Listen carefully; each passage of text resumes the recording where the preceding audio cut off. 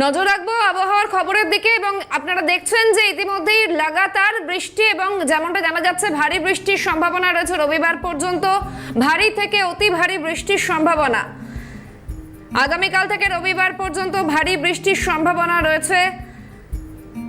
মৎস্যজীবীদের একদিকে সমুদ্রে যাওয়ার ক্ষেত্রে নিষেধাজ্ঞা জারি। বঙ্গোপসাগরে ফের ঘূর্ণাবর্ত নিম্নচাপ, ভারী থেকে অতি ভারী বৃষ্টির সম্ভাবনা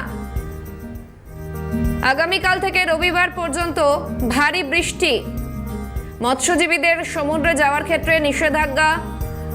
দক্ষিণবঙ্গের বিভিন্ন জেলায় ভারী থেকে অতি ভারী বৃষ্টির সম্ভাবনা রয়েছে, পাশাপাশি বৃষ্টির সম্ভাবনা উত্তরবঙ্গে আগামীকাল থেকে রবিবার পর্যন্ত ভারী বৃষ্টির সম্ভাবনা রয়েছে। মৎস্যজীবীদের সমুদ্রে যাওয়ায় নিষেধাজ্ঞা।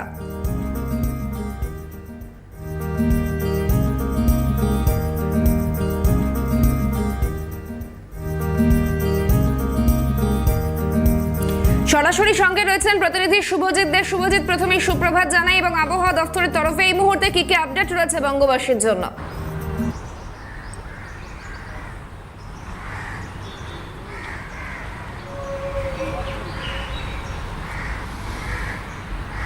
একেবারে শাহানা, তোমাকে সুপ্রভাত, একই সঙ্গে সিএনএর দর্শকদেরকেও জানাই এই মুহূর্তে সুপ্রভাত। আমরা সকাল থেকে দেখছি যে লাগাতার বৃষ্টি হয়ে চলেছে শহর কলকাতা এবং ২ পরগনা, অর্থাৎ উত্তর ২৪ পরগনা এবং দক্ষিণ ২৪ পরগনা। ইতিমধ্যে ভোররাত থেকে প্রায় ভারী বৃষ্টিপাত হয়েছে একাধিক জায়গায় এবং বিভিন্ন রাস্তায়। এই মুহূর্তে আমরা বিধাননগরে রয়েছি, তোমাকে একটু বিধাননগরের রাস্তাটাও দেখানোর চেষ্টা করবো। এই মুহূর্তে তুমি দেখতেই পাচ্ছ জলমগ্ন পরিস্থিতি বিধাননগরের রাস্তায়।